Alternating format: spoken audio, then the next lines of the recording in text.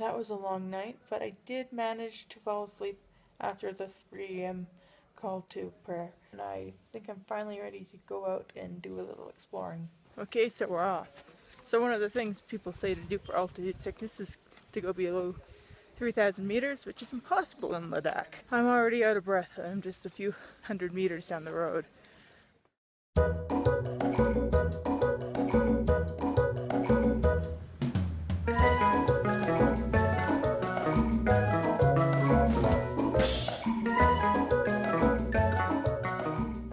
We're eating Middle Eastern food at Pizza Hut, looking up at the palace.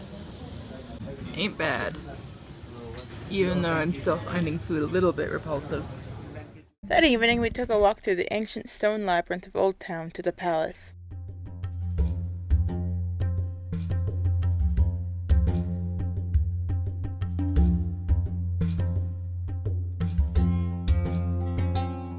The Shey Palace was built in the 17th century, but it has been unoccupied since 1846 when the Ladakhi royals were stripped of power. We had been hoping to catch the sunset from the roof, but it was already closed by the time we got there, so we just climbed around a little. For the record, when we did make it in, most of the rooms were blocked off, so there wasn't actually much to explore. Not that it matters, because they announced it was closing time shortly after we paid our 300 rupees each. The Mangyal Tsemo Monestary and fort above it is, however, worth a visit. So let's skip a few weeks ahead to when I had the energy to climb up there, shall we? After we removed our shoes, we found ourselves in one temple face to face with, well, nothing. All of the statues' faces were covered up. We don't know why. The other temple housed a 3-story high golden statue of Maitreya Buddha.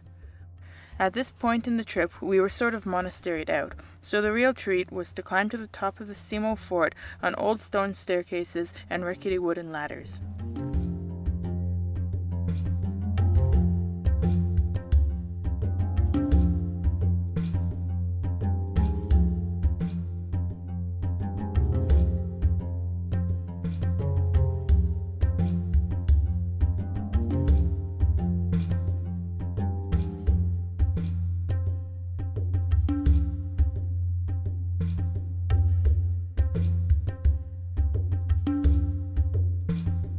Okay, back to those first days, when I was still sick and miserable. Hello, and today we are starting the day off going to the Shey Monastery. Why, you ask, did I start off yesterday with a call to prayer and today with a Buddhist monastery? Well, it's because Ladakh is part of Jammu and Kashmir, which is mostly a Muslim state. But here in Ladakh, there's about 45% Muslim and most of the rest are Buddhist, so it's roughly 50-50, but you definitely see a lot more Buddhist structures around than Muslim. Shey was built in the mid-15th century and is one of the largest and most important monasteries in Ladakh today. We arrived early to watch the monks chant. I paid a little extra money to be allowed to film, but I didn't feel right filming and only captured a few seconds.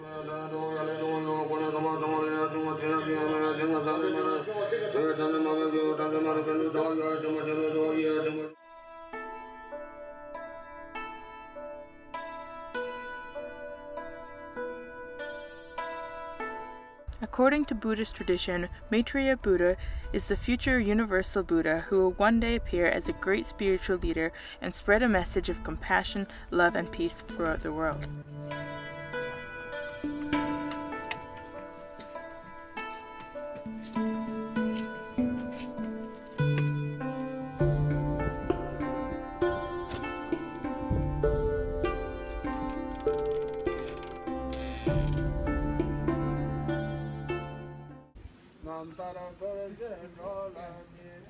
Now we're at the Shey Palace and I'm feeling pretty burned out. A whole day of exploring is a lot for someone who gets sick every time they eat.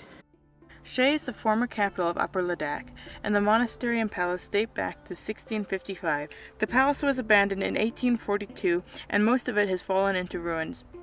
The monastery and preserved portion of the palace has plenty to explore, but we were instantly drawn to the ruined fort at the top of the hill.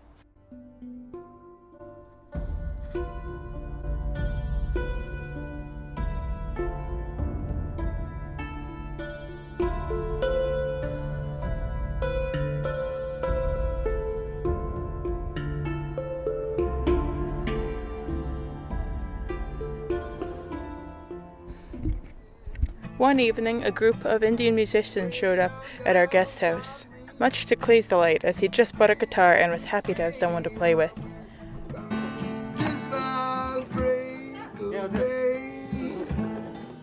The next evening, we were able to see our friends perform at the Ladakhi Youth Arts and Music Festival.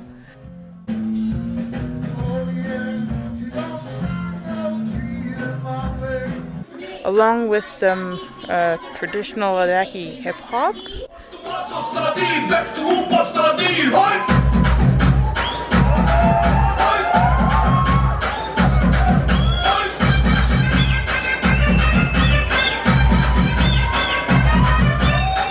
Hey, so guess what? It's sticker time! Before I left for India, like 3 months ago, I got some stickers from Rodney Harris in the mail. I didn't have time to do a video then, so I'm doing it now. This is going on the wall. So Rodney has a fishing channel in Australia where there's lots of weird and wonderful fish, because it's Australia where they have weird and wonderful creatures everywhere. If you want to check out his channel, click right here. If you want to subscribe to my channel, click here, and if you want to see some other videos of mine, click over here. Okay, so long, and see you next week ish.